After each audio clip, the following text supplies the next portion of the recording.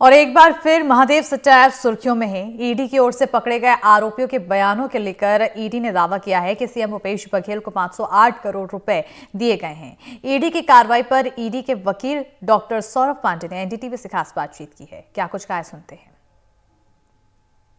छत्तीसगढ़ की सियासत में महादेव ऐप में जिस तरीके से कार्रवाई हो रही है वो चर्चा का विषय बना हुआ है और मुख्यमंत्री भूपेश बघेल को लेकर भी जो ईडी ने बोला है कि 508 करोड़ रुपए उन्हें दिए गए। हमारे पास साथ ईडी के वकील सौरभ पांडे जी हैं। डॉक्टर सौरभ पांडे जी, ये बताइए पूरा प्रकरण किस तरीके से मुख्यमंत्री से जुड़ रहा है।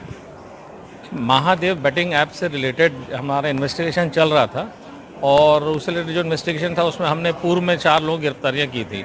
सबके अपने अपने स्पेसिफिक रोल थे और शुरुआत में 4 लोग कौन कौन बता रहे हैं। उसमें 2 दमानी ब्रदर्स थे। ये लोग का काम था हवाला करना। जो महादेव ऐप से रिलेटेड पैसा आ रहा है उसका हवाला ट्रेडिंग से लोग जुड़े थे। और उसके बाद एक चंद्रभूषण वर्मा था जो कि पुलिस में एएसआई है, असिस्टेंट सब इंस्पेक्टर है। वो बेसिकली पैसा महादेव से ऐप वाला जो बैटिंग ऐप से पैसा लेकर उसको प्रोटेक्शन मनी के रूप में लेता था, क्योंकि प्रोटेक्शन मनी मतलब अगर इनके खिलाफ पुलिस की कोई गंभीर कार्रवाई या गंभीर धाराओं में कार्रवाई ना हो और ये काम सुचारू रूप से चलता रहे, वो प्रोटेक्शन मनी वो लेकर के अपने सुपीरियर्स को और राजनेताओं तक देने का काम करता था। जो हमने अपने इन्वेस्टिगेशन पाया ऐसा चीज़। उसके बाद एक था सतीश चंद्राकर बेसिकली एक महादेव ऐप का एक आईडी ऑपरेटर है जो सट्टा खिलवाता है।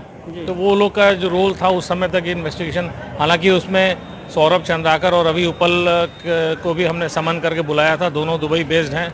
वो लोग हमारे इन्वेस्टिगेशन में भाग लेने नहीं आए जी। और फिर हमने यहाँ वारंट ऑफ अरेस्ट उनका इशू किया है स्पेशल कोर्ट ने हमारे रिक्वेस्ट पे। आगे उसमें कार्रवाई जारी है। इसी इन्वेस्टिगेशन को हम आगे बढ़ाते हुए जो फर्दर इन्वेस्टिगेट किया तो उसमें एक टिप मिला कि काफ़ी सारे कैश का कंसाइनमेंट जो है वो इलेक्शन का समय है, डिस्ट्रीब्यूशन के लिए आया है। और उसको एक व्यक्ति जो है वाहक यानी जिसको कुरियर है कहते हैं हम लोग, वो व्यक्ति कुरियर बॉय नाम उसका सीम दास है और वो पैसा दुबई से लेकर के आया था। तो ये हमको टिप मिला और वो पैसा बेसिकली दुबई से कैसे आया, मतलब हवाला से आया कि किसी और तरीके से? दुबई से वो व्यक्ति लेकर के आया पैसा, कैश लेके आया। कैश, अब वो कैश लेकर के आया है, क्या किया है वो अभी इन्वेस्टिगेशन हो रहा है जी। तो लेकिन उसके पोजेशन से ये पैसा मिला हमको 5 करोड़ 39 लाख रुपीस, जो कि एक गाड़ी थी इनोवा जिसमें कुछ पैसे उसमें से मिले, कुछ पैसे होटल जिस कमरे में वो रुका था, ट्राइटन होटल है रायपुर में, वहाँ पर रुका था वो, कुछ पैसे वहाँ से मिले और कुछ पैसे उसके घर से मिले जो उसका भिलाई में उसका घर है वहाँ से मिले। तो टोटल अमाउंट जो था वो 5 करोड़ 39 लाख रुपीस का था।